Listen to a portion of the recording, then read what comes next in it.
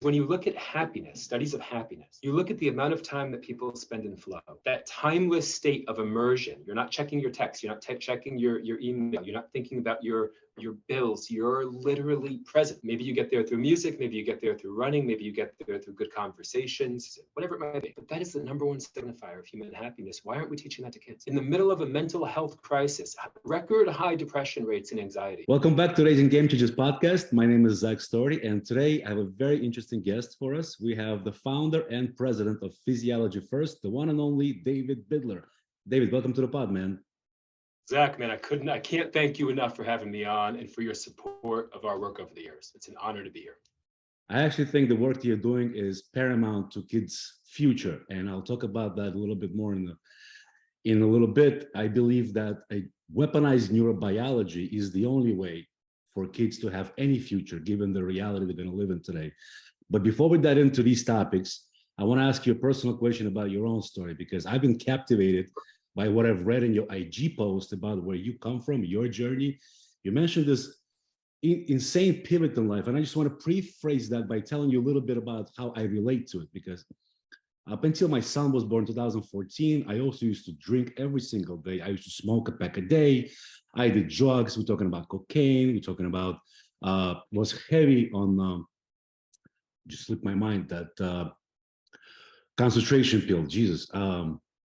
Not Ritalin, the other one, Adderall, popping Adderalls left and right.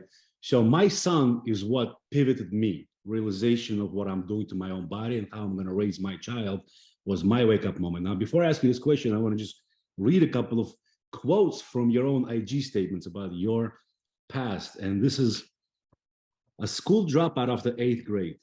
At 15 years old, I could drink most adults under the table. I smoked 3 packs of Newports a day. I forgot what feeling good felt like. I remember waking up, and I get chills reading this. I remember waking up feeling like shit every single fucking day. By the time I was 35, I'd run over a dozen ultramarathon races ranging from 50K to 200 miles. And in another post, you said, I learned how to get high. I learned how to get by. I learned how to survive. I learned the wrong lessons become the right lessons in light of retrospection. I learned to love the learning process. By 16, I was drinking myself to sleep every night. Even through bleary eyes, I could see the dead end road ahead.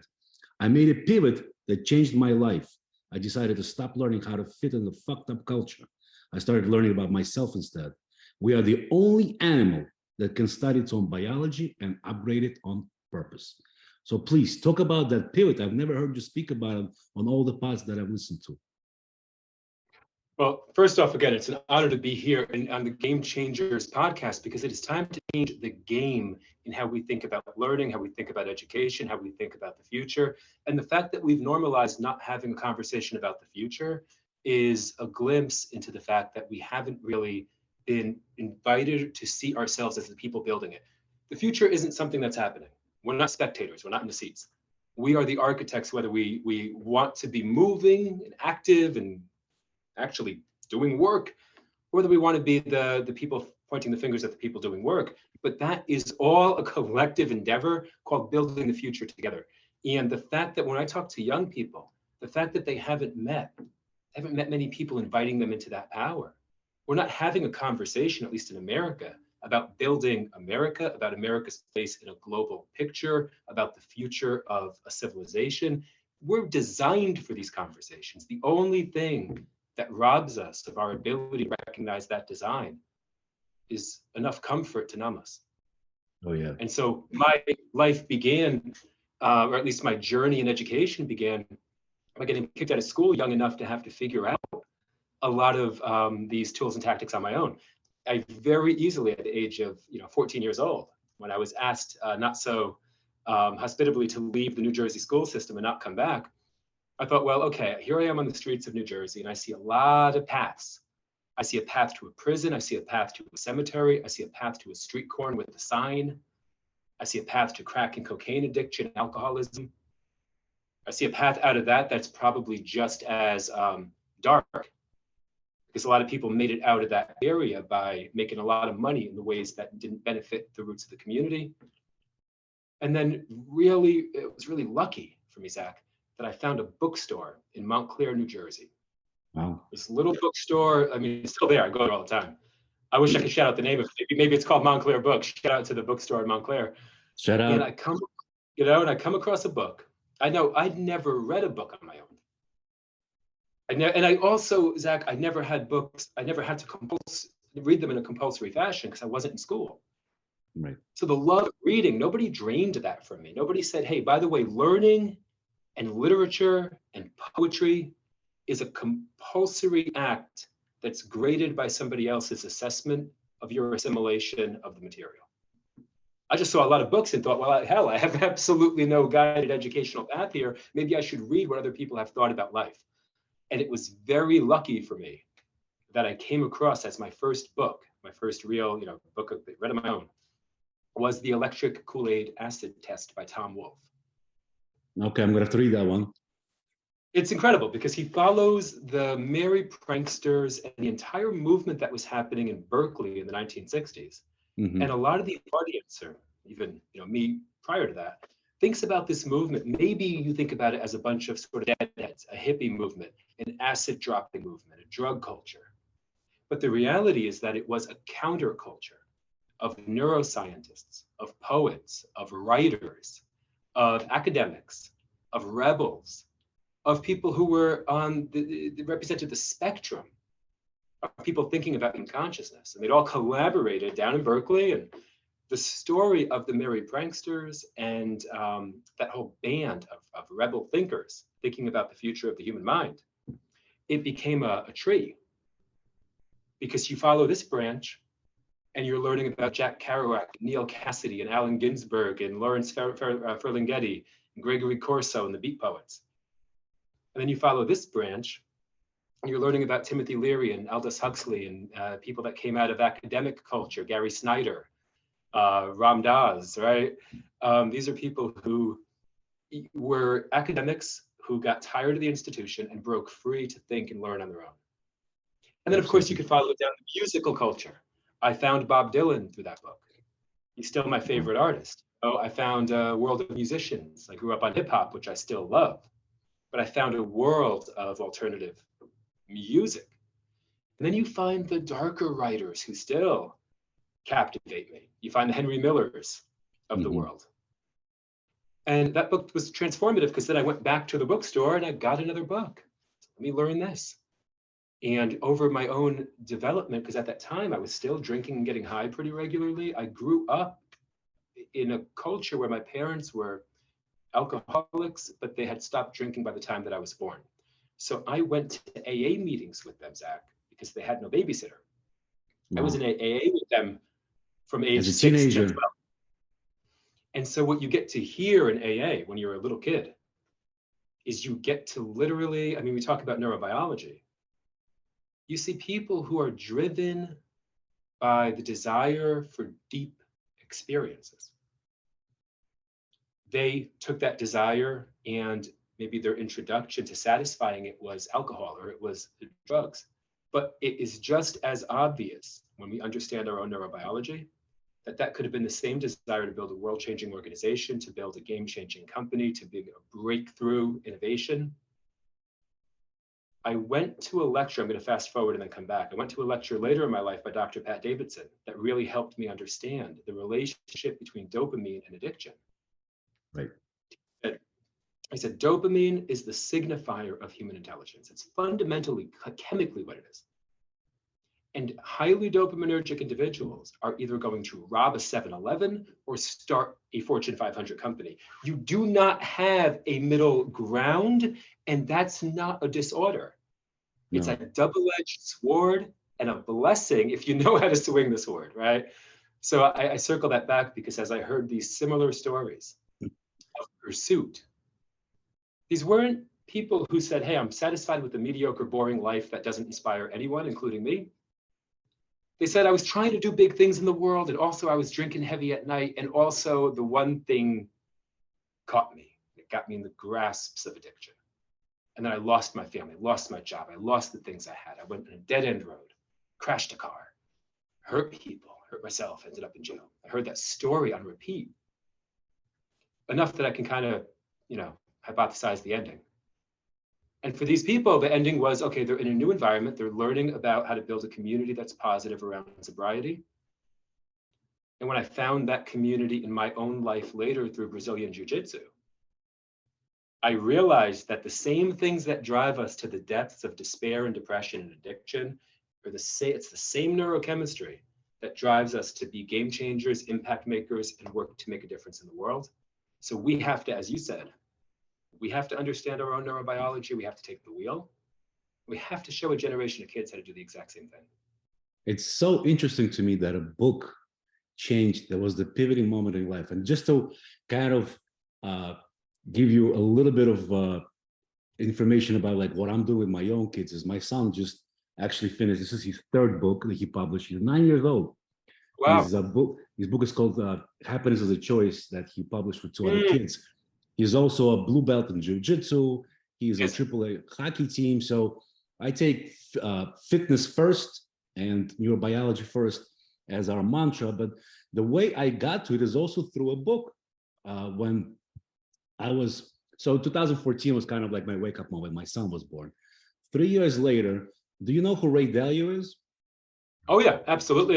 Shout out to Ray Dalio, somebody teaching so many people to think scientifically, mathematically, strategically, and long into the future. So what blew my mind is that when he published his first book, Principles, which is on my shelf right here, it's one of my top 5 books that I go to all the time. When he was promoting this book and doing his tour of the book rounds, he was asked the question, what is the number one thing that helped him become who he is, become successful as he is? And his answer blew my mind. Out of all the things I expected him to say, education, luck, this, that, his answer was, get ready for this, transcendental meditation. Mm-hmm. And it just completely blew my mind. I don't even know what that was. I had to go and look up what is transcendental meditation. Now, my wife is a yogi. She meditates consistently on a regular basis. She goes into trance states, and she had no idea what transcendental meditation was. So I had to go look into it. I went and I started learning. It's a 4-day process of actually becoming aware of how to do transcendental meditation. So I now meditate. I do TM every day. I'm supposed to do it twice a day, but I do it once a day. And it changed my life as well. And I could see, but that answer from Ray Dalio is what kind of woke me up to really meditation is your number one weapon of success. And then in 2020, just prior to the pandemic, the book was released by Peter Diamandis and Stephen Kotler called The Future is Faster Than You Think. I love that book. It's right there. Love it. And in that book, and in that book, when I've read about the coming convergence of exponential technologies, I've realized that everything we're teaching my children today, and at that time, my son was going to one of the best private schools in New York City, basis, I realized nothing they're teaching is going to be relevant to him in the future. Absolutely nothing. And that's what started what I'm doing today with Raising Game Changers, with our entrepreneurship program for kids, because I realized, what do we know about the future? And it seems to me there's only one thing for certain. It used to be 2 things, right? Remember the statement? Only death and taxes are for certain. I used to hear that all throughout my childhood, yeah. But that seems no longer the case. Let's not talk about taxes, for instance, but death is no longer a certainty, it seems. Right. Given what Peter Diamandis and Stephen Kotler and David Sinclair are doing, and now Tony Robbins. So what is the one thing that is for certain? And that's the fact that our kids are going to live in a world that's changing at an ever-increasing pace. Absolutely. So change is always stressful. And that's when I found you. When I was starting research, how do we combat stress in kids? I came across Physiology University, which is at that moment, you were just starting that movement, I believe, starting your university online. So now with that, please tell our audience more about Physiology University, what it is that you do, the results you get, and how does it work exactly? Absolutely. So Zach, I'll tie in the kind of loose ends because the audience may wonder, well, how is this kid drinking 40 ounces of malt liquor at 14, reading the electrocholic acid test in a position where we're running educational programs? But I took this journey in my own life of learning about how my own physiology works. And I was really blessed when I was about 18 years old to be dragged into a jiu-jitsu gym. I'm still drinking heavily. I'm still in this cycle because it is a neurobiological cycle. You are looking for something. You are motivated by dopamine. I wrote a post recently. I said, what motivates you? Dopamine. That's actually the answer, right? It's ultimately at the end of the day, what drives me to even raise my hand, to join this podcast, to stand up in the world, to say something. And what we attach the drivers for dopamine to will ultimately be what we've attached our identity, our pursuits, our beliefs, our passions, and our path forward. I'd attached it to the wrong things. I literally connected this sort of dopaminergic feedback loop to the negative. And through jujitsu, in order to survive it, I had to connect it to the positive. I remember I was still smoking 3 packs a day. So the first time that someone got on me, he didn't even have me in a hold yet, Zach. This is my transformational moment, by the way. I tap out because I'm so out of shape that I can't breathe. And another guy looks down on me and goes, "Are you sure?" So the moment that I quit, and another guy asked me, "Are you sure? Like, are you actually definitely want to make sure you understand that? Are you giving up right now? Because I haven't even done anything yet." Wow. You're just so out of shape that you can barely stand this preparatory beginning of an exercise. And I said, I'm not going to be that person. That's not who I'm going to see in the mirror every day. I'm not going to be somebody who gives up, especially so damn early that no one can believe that I did. So I started doing jujitsu regularly. That led me into ultramarathon running, which led me into ultramarathon coaching. And I believe, one of my favorite quotes in the world is by Richard Feynman, the legendary physicist. And he said, science is the belief in the ignorance of experts. Absolutely. Science is not a weapon. It's not a club. It's not something that happens and then the truth is published on a stone tablet and we all know how things are. Science is the process of forming a hypothesis and testing it against multiple variables and trying to retain the humility to work to prove yourself wrong, not right. I'm sorry to interrupt you. I just want to interject right here about Richard Feynman because it's so relevant to what's happening recently with the science people that was infuriating me. And recently, I'm sure you saw this whole interjection with Joe Rogan trying to invite Hotez. And Hotez was like, no, I'm not going to go debate RFK about vaccines. And I remember Feynman saying that if you can't explain something in simple terms, you simply don't know it well enough. You simply don't know it well enough. That is such a valuable statement. Einstein said that everything should be made as simple as possible, but no simpler. Yeah. That's really important because we're not trying to oversimplify or dumb down complex concepts. But sometimes it strokes our ego to make it sound so far out and intellectually sophisticated. And knowing that we're using words that people have no damn idea what they mean, it's an ego stroke. That's why so many people don't know about the science of their body because they do not take a biology class or what I suppose would be a health class. I say I suppose because I've coached adults and kids for a decade and I don't meet people who know anything about their health when they come in. So I don't know what happens in health class. But ideally, the ideas about our respiratory system, our cardiovascular system, cellular health, we remember that mitochondria is the powerhouse of the cell. We remember jargon, slogans. But then you ask somebody, what does that mean? They have no idea. How are you improving your cellular health? Like, what are you doing to assess your mitochondrial density? Like, did that slogan ever apply to you in any meaningful way? Because you're a set of cells. You are cells. Cellular health is health. Yeah. And that's so exciting. The way that I explain to students, and I won't jump away from the topic, but I want to share this, the way I explain to students the science of human potential, what I mean by that, as I say, you're more than 37 trillion cells. I want you to imagine a piano with 37 trillion keys. And I want you to imagine how many combinations of those keys you could hit to form chords to make music. You don't have a lifetime to explore your own potential. That's how powerful you are. Every behavior is a new set of keys, a new set of chords. It produces a different you. I think very fundamentally that the future of health, or a major cornerstone of it, will be understanding epigenetic expression. Different Absolutely. Environments turn on different genes. You can be a million different versions of you. And you got to learn how to play that piano. You have to be able to go into new environments and engage in behaviors. And so I use that as a way of tying in the fact that jiu-jitsu did that for me. It turned on a different set of epigenetic expressions of who I could have been. I can look, Zach, at different moments right now, and I can imagine very different futures. What if my friend never dragged me into that gym? What if I got dragged into some gang? What if I ended up going deeper down the one road? I could have turned out in any number of scenarios that didn't allow me to certainly do the work that I'm doing in the world right now, but may not have even allowed me to survive the neighborhood I was in. This So reminds when me I of saw this. that This I wanted reminds to me, I'm help. sorry to interrupt. Yeah, this quote by Tony Robbins where he says, when you realize that life happens not to you, but for Yeah.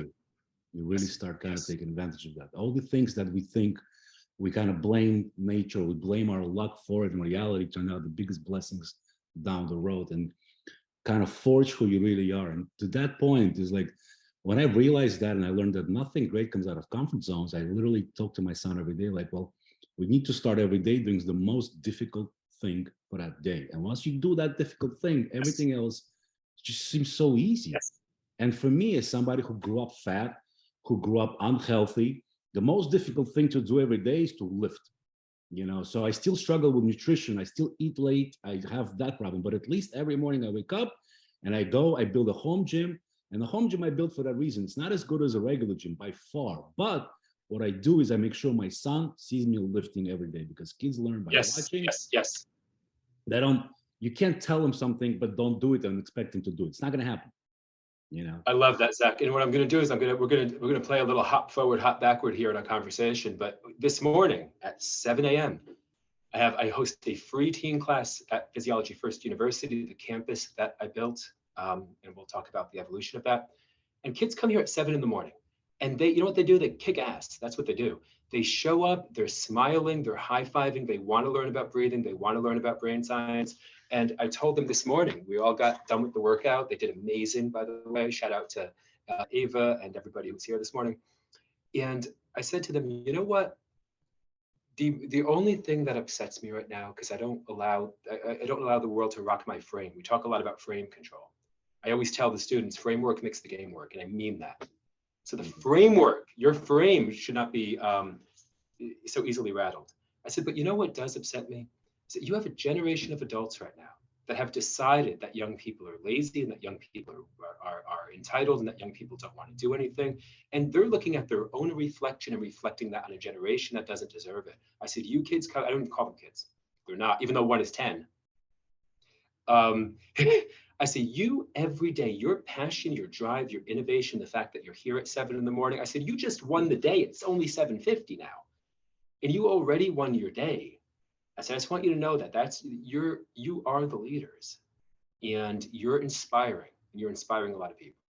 And so I share that because how did we make the jump from my past to jujitsu to here? Well, through the process of ultramarathon training, I did some science.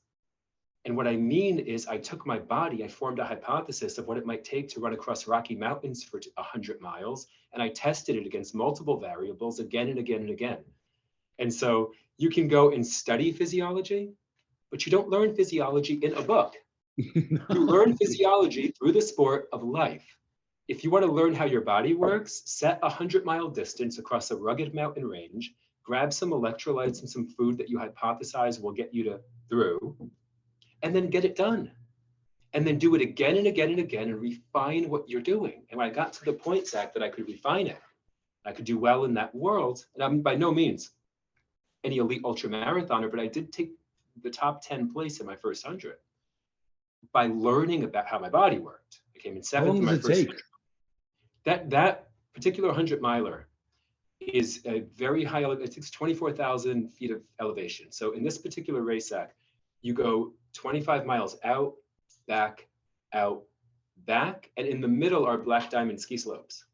So you're going out over the black diamonds, back over the black diamonds, back and back. So a traditional 100-mile benchmark might be, can you go sub 24 hours? And the elites, I mean, they're blowing the doors off of human potential. If you have people running hundreds in 11 hours, maybe that's generous. 11:40, I think, is Zach Bidler's 100-mile record. But on a rugged mountain course, you're looking at between 20 and 30 hours, depending. The human potential is unbelievable. I read a book by unbelievable. Are you familiar with the work by Stephen Kotler? Very, very much. Stealing Fire is a book that I recommend to everyone. It blows my mind, this book. This book is unbelievable. When I read that Navy SEALs learn a foreign language in 6 weeks by being in a float state, it just Amazing. And flow, yeah, and just the idea, because this really is so critical to our work with youth, is when you look at happiness, studies of happiness, you look at the amount of time that people spend in flow, that timeless state of immersion. You're not checking your text, you're not checking your email, you're not thinking about your bills, you're literally present. Maybe you get there through music, maybe you get there through running, maybe you get there through good conversations, whatever it might be. But that is the number one signifier of human happiness. Why aren't we teaching that to kids? In the middle of a mental health crisis, record high depression rates and anxiety, you think that we have 8 hours, however long a school day takes, because if it was working, Zach, it would be taking shorter. That's how the future goes, right? I'll share a theory with you right now. Or why we're not teaching it to kids.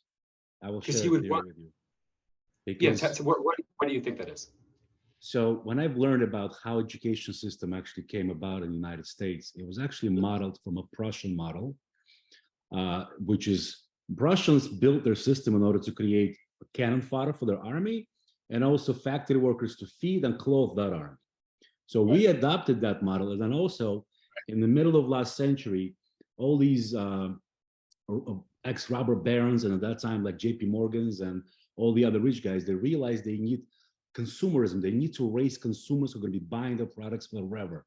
So the whole system was adjusted around creating people that will just work like rats in those cages and consume their products. And you don't want free thinkers, because free thinkers will realize it's not what I want to do. Free thinker is a dangerous thing. It's a dangerous absolutely, it's a dangerous animal. Me and you speaking right now about these things and raising awareness is very dangerous to the people that want to control our society, because you can't control 300 million free thinkers. It's impossible, right? So you know what's also very, very fun is I think that the more that you can, I always say to young people, you know, disruption has to happen with a smile and a heart full of light, because disrupting industries should be, if anybody listening to this thinks that the educational system is working in America right now, like, let's take a look at the depression rates, suicide rates, anxiety rates, obesity rates, the number of people who are fundamentally in a state of permanent resentment. And to the height of human abundance, by the way. To make it even more urgent, we have to realize that the future marketplace will be global. We're not going to be competing with our neighbor. We're going to be competing with kids from China, India, Russia, Brazil that aren't following these protocols. And by the way, if you look at Finland in 12 years went from 25th place in education to the first place in education. They got rid of what they were doing. Yes. They got rid of segregation by age, right? Which is the dumbest idea. We know kids learn from each other when they're a different age group. Intergenerational is critical. Of course, common sense. They got rid of multiple choice questions because that creates convergent thinking. When you think there's one right answer for every problem, we know from real world there's multiple solutions to any problem. And the jobs of the future depend on that type of thinking. One of the things that is so important to realize right now, critical to what you just said, is that the US Department of Education has something called a mission statement. And when I think about a revolution in education, and we don't use that term lightly, literally we're building buildings and we're bringing 21st century learning to households, to communities, to gyms, to anywhere that people are, because the ideas don't need an institution to validate them. You can learn anywhere that you are if you're a ferocious learner. The thing that I want to mention to tie into what you said is the Department of Education has a mission statement. And in that mission statement, it doesn't say, you know, hey, we're working to build a generation of fulfilled humans who are passionately inspired to innovate and create a better future. It says we are building young people to be prepared for global competitiveness. That is what the mission statement of the U.S. Department of Education is, to prepare young leaders for global competitiveness. But are we failing on a massive level? They're failing on a massive level. Are young Americans globally prepared to take a leadership role in the development of the future? Well, they can be, and that's what I want to interject or create an intersection. To go back to where we started, the future is not decided. If we're ready to look at education as it stands and say, okay, so we've been sitting kids under fluorescent lights for 6 hours a day, and now we have a generation of adults who've normalized sitting for 8 hours a day. We've drawn ideas out on a blackboard that actually need to be lived in a real life, breathing, physical environment. We've alienated kids from their body to the point that most adults don't understand how their feet work, yet they're standing on them. you're standing on them. Like when we build a educational hierarchy here, we're like, hey, why don't we learn about foundations first? If I don't know how my feet work that I'm standing on, and I don't know how my breath works, which is keeping me alive, and I don't know how my brain works, which is where I form ideas and retain memory and work to build an identity and work to become someone in the world, maybe I want to start to rethink how I'm learning and learn different. So our entire Learn Different slogan actually comes from Apple's Think Different campaign. I thought it's one of my favorite advertising campaigns of all time because it played with grammar. It played with grammar, and it gave you a beautiful insight into who could actually laterally think. People said, that's not grammatically correct. It's like, well, no, but it sounds a lot better. And you know how the world works? The world works not in the boxes that you've taught kids to memorize and recite and check in little circles or squares or fill in their little standardized tests. The world works in complex human dynamics and storytelling, and the story that the message that hits the soul doesn't have to fit in the rules of grammar. It actually has to hit the soul and inspire people.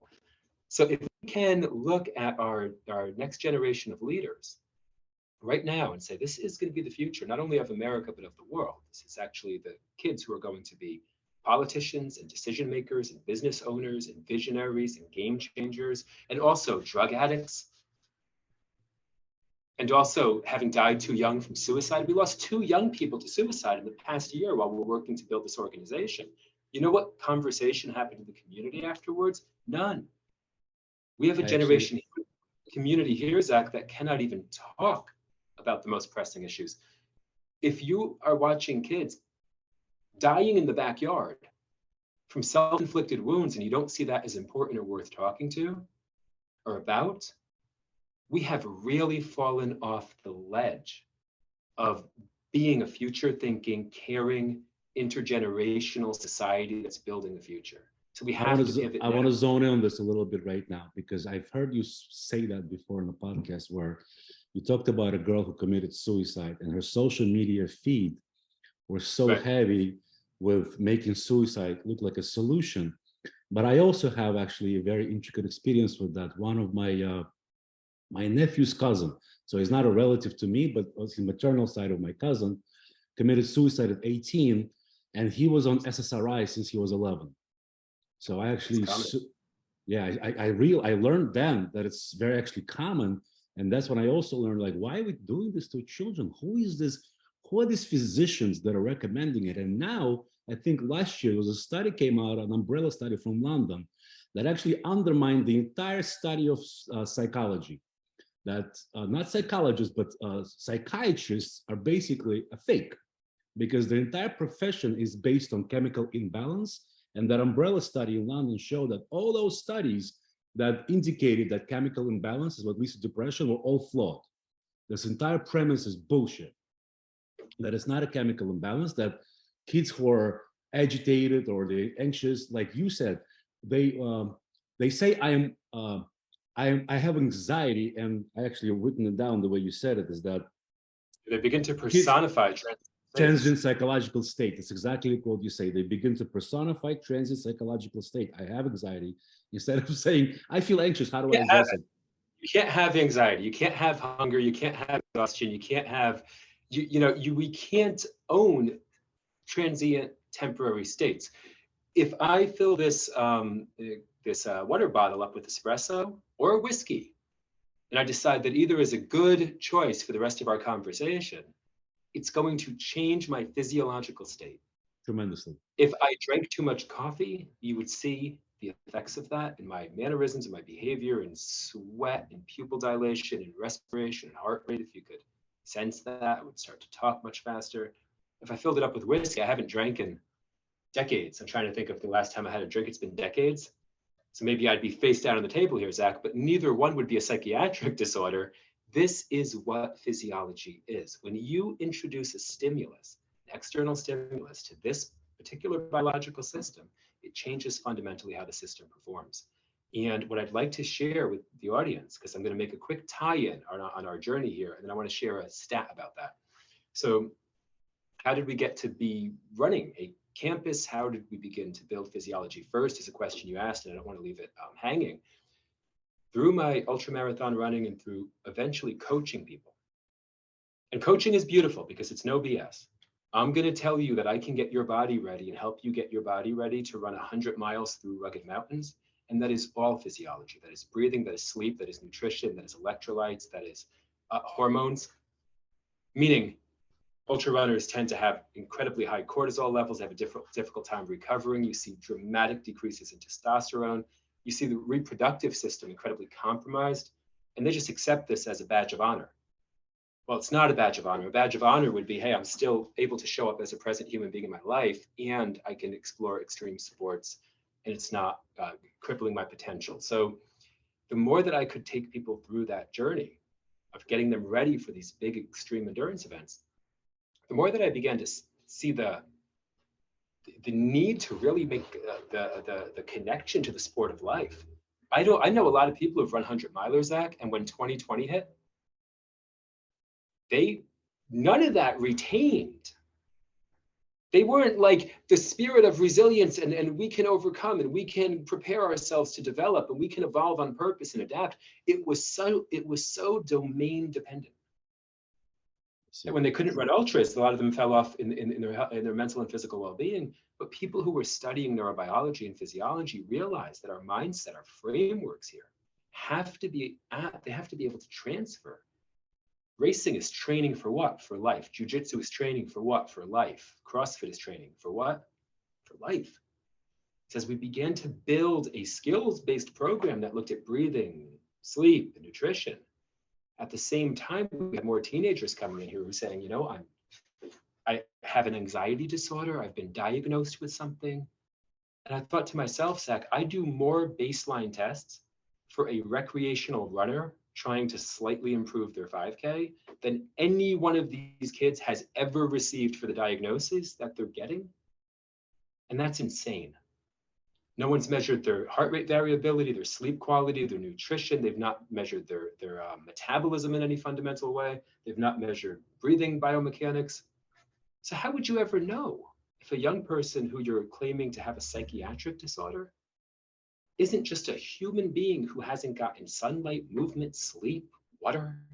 Yeah. You have to assess physiology first. And so we took that I built a gym to train endurance athletes. That gym evolved into the first campus that's intergenerational.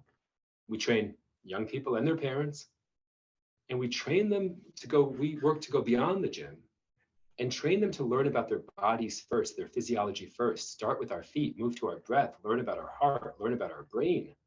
And then you can apply that to anything. Of course, you'll be a better runner. That's like completely secondary. Of course, you'll have a heavier deadlift. Like that's just a result of training for life in a way that you're actually learning about your power through the process.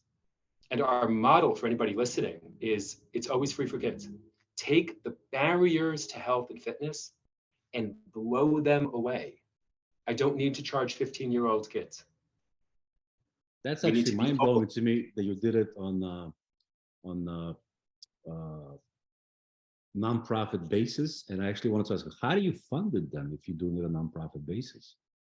That's such a good question. So I think for one, people hear the word nonprofit and they think that it means that you can't generate revenue, but it doesn't mean that at all. It has nothing to do with that. I think that term has actually kept people that's a good point. away from. I think people I think that term has kept people away from affiliating with rebel nonprofits that are 21st century focused and are building innovative things. All that it means is that the money that we make has to go back into what we're building. Correct. And I'll tell you, Zach, I have a little black motorcycle and I have a sparsely finished apartment with a lot of books, and I'm as happy as I could possibly be. So if I wanted to have maybe, I don't know, a couple of boats and a Porsche, maybe I'd have to have a different profit incentive here. But you can make a great living and you can make a great impact. And as an example, if you've ever seen a TED Talk, TED is a nonprofit. TED is a nonprofit.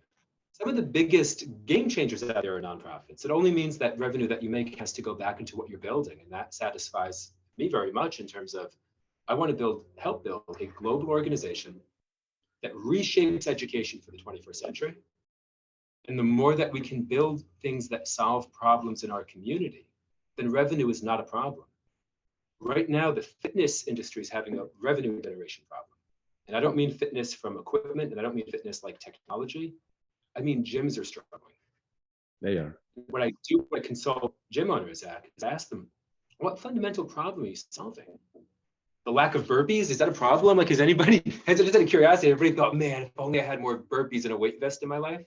If you're not helping people thrive mentally and physically and teaching them the latest science of human potential, well, get in the game, because it's 2023. The burpee era is over. While we're on the topic of nonprofits, David, I want to ask you this, because your website mentions that you focus on undeserved school districts. So could you talk a little bit about the unique challenges and opportunities in working with this undeserved districts? Well, you know, I would actually reframe that and say, I think that every district right now is underserved, because because they're pumping money into the wrong things. The kids that I meet in very wealthy school districts and the kids that I meet very, very poor school districts are all dealing with different versions of a system that is completely removed their mental health, their physical health, their life skill preparedness, or any foundational point that could matter in 2023. So they're all underserved.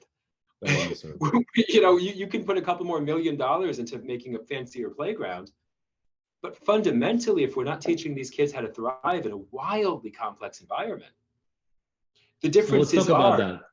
So let's talk about that. Here's a question for you. So, I mean, I've learned so much from Huberman, and that's another great thing about internet today, that we can learn from literally the greatest minds of our times, right? So absolutely that, yes. When Huberman launched his podcast in 2021, I mean, I was obsessed with it. I was teaching a lot of stuff from it, and people kept asking me like, well, how do you know all this stuff? I'm like, Huberman, please, this guy's making a video a week.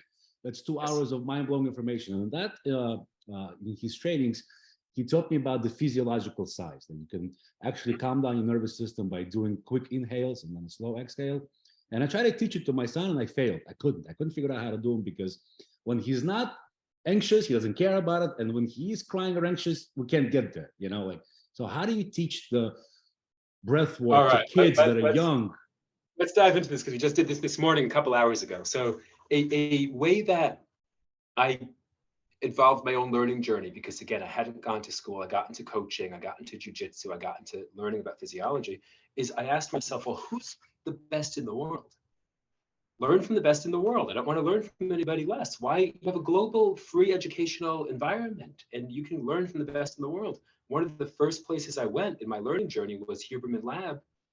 This is 2015, 2016 maybe, and got to be part of Andrew Huberman's Project Fear. And I show this to students all the time. All the time I show them this video. So I flew out to Stanford and met with Andrew in his lab. And we were running a project where, they were running a project, I was participating, where they put you in different fear scenarios. So I'll give you an example, because I always, when I present to young people, I always show them the videos of this. So you walk into a park and there's a dog. And the dog is friendly, and then it starts to get not so friendly, then it starts to get aggressive, and then it begins to attack. And you're in 3D virtual reality, deep VR, as they say, because it is at least as deep as it could be in 2016. You could feel the air. You could have 360-degree peripheral vision. One was one that I like to share, a broken down elevator. People are packing in, now it's very claustrophobic. Climbing trees, swimming with great white sharks. But the one that I share with students the most is I tell them there's one scenario where, and I should add that they're measuring pupillometry, skin temperature, heart rate, they're measuring physiology. Right. What is stress? What is anxiety? What is fear? So in one of these examples, I'm playing this game, and it's kind of almost like Tetris to a degree, in that when you hit one block, the block next to it dissipates. So you're kind of focused. It's a focus challenge. It's a cognitive task. And all of a sudden the game disappears. It's not on the wall anymore. And I feel this really cold air at my back. And so I turn around and the game is over there now, but I have to cross a bridge over a major city. And the bridge is about this wide. And a fun fact is that your brain can't tell the difference regarding depth perception in VR. It just can't figure that out. I know that I'm in VR, I know that I'm at Huberman Lab, I understand that, but that didn't make any difference in terms of how slowly I had to walk, Zach, across this bridge. And what they're watching is my heart rate, my skin temperature, pupil dilation, stress physiology. Now I get to the other side of the bridge, I'm back on the game. Is my focus, my cognition impaired by slight mild stressors and the unexpected in the world? Well, that's the test, right? What happens when a young person's going from classroom to classroom and they get 12 messages on Snapchat and TikTok, every email that they have, their Finsta account, their Rinsta account, and their Insta account? Then they have to sit down and take a test. Well, maybe their cognition and their focus is impaired. So Huberman and Jack Feldman, who I believe taught Huberman the physiological side, the science behind it, that I believe is true. There's a brilliant podcast by Jack Feldman, who's a wonderful breath researcher and legend in that field. And I believe from their conversation, my recollection is that he shared it with Huberman, but whether or not that's the origin, whoever learned it first, is one of the biggest tools that we teach young people. And so in the VR experiment, they would have us do different exercises to reduce the physiological state of stress, anxiety, and fear. They would have placebos, just listening to stock reports. They'd have visualization, they'd have hypnosis, they'd have visual exercises, breathing exercises. And breathing and vision, that's the number one way to take control of our nervous system.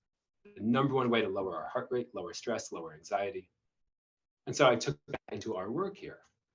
And this morning, for example, we had a partner workout with the teenagers, age 10 to 16 this morning. And we did a Tabata workout. A Tabata workout is 20 seconds of work, 10 seconds rest for 4 minutes. Okay. And so it's a framework that we like to use a lot for a couple of different reasons. For anybody who wants to really geek out on this listening to the podcast, we don't use it for high intensity training. Mm-hmm. We talk about why it might kind of be not the best time domain for that, but it works really well for certain movements, exercises, and points, because in each class I work to teach one principle or point. So we're doing strength development in the morning, and I said, hey, actually I'll share the class because it's important to make the point, I think. So the point in today's class was how our ribs and our hips work together and how breathing works to create intrathoracic and intra-abdominal pressure.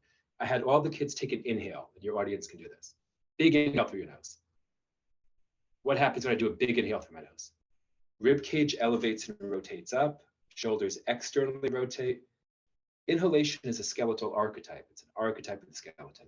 Somebody living in inhalation, because they can't exhale, it's this person.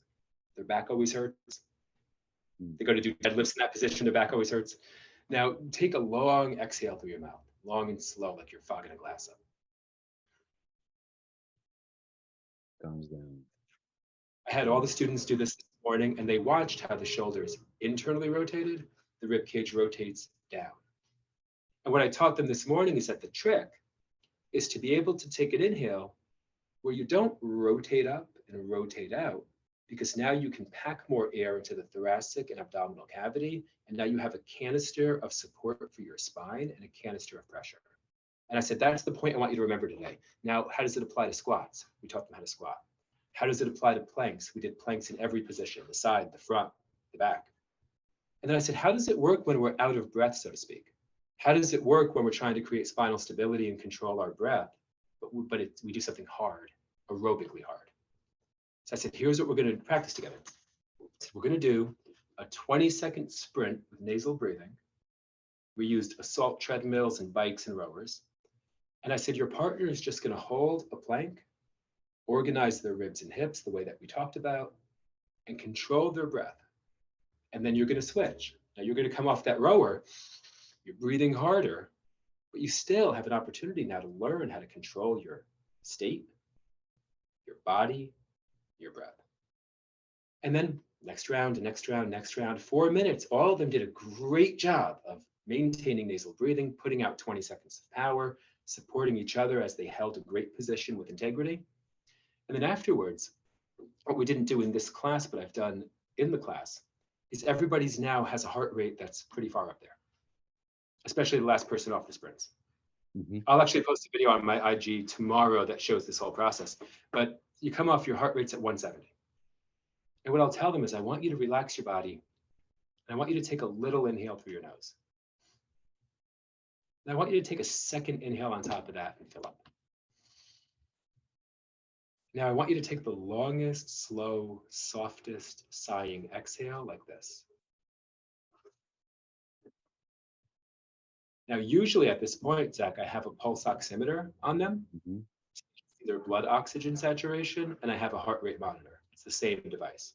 Okay. And all of a sudden they go, heart rate goes from 175 to 165 to 155.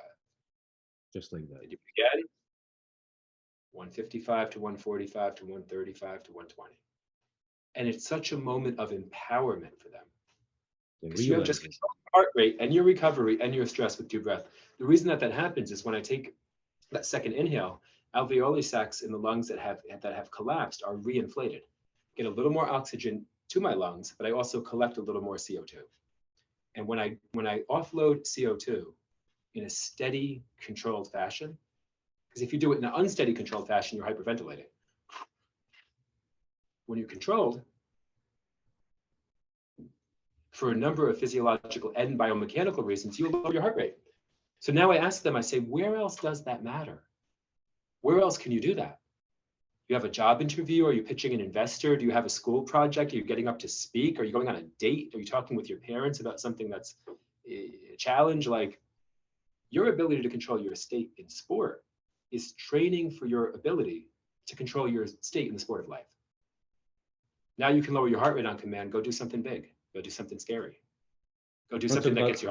Two things when it comes to that. So first, I actually want to do a little bit shameless plug here. So you talked about how these endurance athletes that actually can run 100-mile marathons, but when 2020 came, they didn't really learn how to apply that knowledge to the real world. So with that in mind, when I was thinking about how to prepare my own kids for the future, and we're talking about social media here, and I realized, well, social media is here to stay. Nobody's going to be canceling it. It's not going to go anywhere. So how do I teach my own son to handle it well? And the only realization that I came to is this is the same point here, is that I need him, because I've learned that with my own thing. Once I started being a creator of content, I no longer became mindless consumer of content. My consumption now is usually tied to what I want to create content on.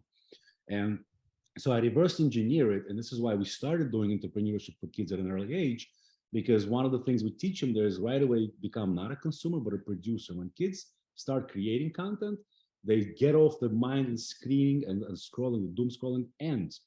And then we also put a layer in between. Once they start making money, we team them up with a VA from Philippines who actually is doing the actual posting for them. So they only create the content. They don't even get to the social media. They don't need to be involved in it. They create content. And then my son right now is 9. He has over 1,000 followers on IG. His own followers, kids. He's a hockey player. He just shares his hockey stuff. He creates all kinds of cool videos. We film it. We post it for him. He doesn't get that. He just sees it later. We show him what it does. So we kind of changed the paradigm from a consumer to a creator. And this is, I think, a very important thing, how to change social media doom scrolling in kids. Teach them how to create content. Content creation is creative. It's not bad. It's not doom scrolling. It's not the same thing. And also, then I learned from Huberman I was learning behavior formation. And he did this amazing podcast on habits. And one of the things I learned from him, and I'm wondering if you apply that, is it's called procedural memory visualization. When you literally, what happens is we have two types of memory. We have episodic memory and procedural memory. So episodic is like you remember what happened. Procedural is the sequence. I got to get to the car, I got to start the engine, I got to press the gas, right? It's procedural memory. So research that he was sharing, not his research, but his professor, he's professing out the research. Research showed that if you just do it one time, a procedural memory visualization technique, where you just vividly close your eyes and you remember step by step by step by step, what is it that you want to develop as a habit, that increases the likelihood of that habit becoming habit from unlikely to a middle to highly likely to becoming habit, to getting sticky. So I tried it with my son. It worked like gangbusters. Literally, I tried it with everything that I do with him, with reading, with creating content, with working out. And that's something that kids can easily do. They think I gamify it for him, you know? And I wonder That's it. Well, you just said it, yes. I wonder if you do that with kids in terms of like these kind of hacks that Huberman teaches on developing habits, if you do that when it comes to physiology first. Oh, we absolutely do. If the audience at this point is wondering what Physiology First is physically, this campus, as I mentioned, is a first of a kind center that is built to scale. But we train coaches and educators and parents to take our model to their community, to their household. We're working to build a decentralized approach to mental and physical health education. And through our new online platform, we have live classes. People can actually train and apply some of this stuff. Live breathing classes. We do a little micro lesson a day. So through that entire sort of decentralized network, definitely we do mindset training. We talk about 21st century skill building. A lot of our current youth programs right now, this is a newer group of kids, so we're really teaching them about their physiology first. How do my feet work? How does my hips work? How do my ribs work? We're going to ultimately, as we do with the program, begin to build that into the higher order concept of how does my mind work. The reason we call it Physiology First is that we've taken a psychological approach first to trying to understand the human being, but physiology drives the psychology. So you can tell somebody, I want you to do these exercises around mental focus and mindset, but what we don't want to do, what I don't want to do, is I don't want to get people comfortable and in a state of, I'm going to push my way through this. When your body is signaling that it's in a state of constant dysfunction, I want you to know that that's not something to be cool about or comfortable about. Let's learn how to master the body first, because it's a lot easier, honestly, to learn about your foot than the nature of your mind. But as we develop the curriculum, we talk about mindset, mental focus, and some of the things that you're mentioning about. I love Daniel Kahneman's work, which is similar to what Huberman is mentioning, where he talks about type 1 and type 2 thinking. Thinking fast and slow. Beautiful book. But it really helps kids understand. I think it actually adds an interjection of empathy. Because when we realize that you have this one style of thinking where you're just attaching an idea to a mental heuristic like a hook. So people say, we have a mental health crisis. But what the hell is mental health? What is mental health? Who the hell gets to be the arbiter of the human mind? Who gives the green stamp here and says your mind is healthy? That's a term from 1908. It's 2023. So I ask people, when you hear mental health, what do you think of? Oh, depression, addiction. Why do you think of that when you think of health? Because you haven't thought your way through those two words at all, right? It's not a fault. There's so much information coming at us that we hear just do it and we think Nike. We hear have it your way right away, we think Burger King. We hear mental health, we think illness. So the ability to actually think our way through words, to understand that meaning matters, especially if you're going to put millions of kids on addictive drugs based on the meaning of the word. This is not a semantics conversation. You're drugging millions of kids with because you've decided that they have a mental illness with no baseline assessment of their physiology at all, in an age where 7 out of 10 kids don't meet the physical activity requirements. Yeah. So if we can't think our way through what we're saying, we're going to have a hard time building skills for the future. So we do take them through that process of Physiology First and then 21st century skills. And clarity, I see one of my favorite books on your bookshelf there, Zach, which is 21 Lessons for the 21st century. Yeah, of course, from Yuval Noah Harari, yeah. And the book begins by saying, you know, in an information deluge, in a world deluged, actually the book begins by saying, in a world deluged with information, clarity is power. And so we work to teach the kids how to get clearer and do some of that higher level work once we've taught them about their physiology first. David, so we're coming up on an hour. I want to actually wrap up this podcast shortly, but I hope we can do this more and more often with you, because this is so important that I would love to. We need to spread your message across. We need to push Physiology First out there. We need to get awareness going. So I would like you to finish this by promoting your event on September the 10th that you're doing, because I really want to push that and have as many people join as possible. So talk a little bit about that, and we're going to wrap up with that. I really appreciate that. I'd love to, because I think that we are waiting for someone else to make this change. We're going to be waiting for another century. Absolutely. It's me and you, it's parents and educators. And we're not, I don't know if anybody hopes that at some point the United States school system says, wait, this isn't working. I think we should teach kids about their mental health and 21st century skills. It's never going to happen. We are the mentors, we are the leaders, we are the teachers. And a lot of the people that go through my certification are, in fact, leaders and teachers and coaches. They're educators, they're rebels, they're pioneers. They're saying this isn't working and that's okay. Because education as an industrial factory model is a very new experiment in civilizations. We just started doing it. Well, it's not working optimally. Let's build the future of education. So we teach people how to teach kids the physiology first approach. And then we teach them ultimately how to help them build 21st century skills. And we do that through a 30-day intensive. Our next one is September 10th. And then through 1 year of ongoing support, where we send you out in your community. We say, this isn't theoretical. You can watch an online course. You can have live webinars with us. But you actually have to go out there and start something amazing. Teach a kid to breathe. Build together a community center, meaning get kids together in a park. Get parents and kids together in a park. Get intergenerational learning happening. Share simple principles in a meaningful way. So anybody who's interested in being part of the future of education, and again, I don't mean that in any hyperbolic way. It's time to actually reshape education. It will have to teach us about our brains and bodies first, if it is learning for the 21st century. So we're training the people who are ready to go make that wave in their community, plant a seed today, and watch what that seed becomes in 5 years, and watch what it becomes in 10 years.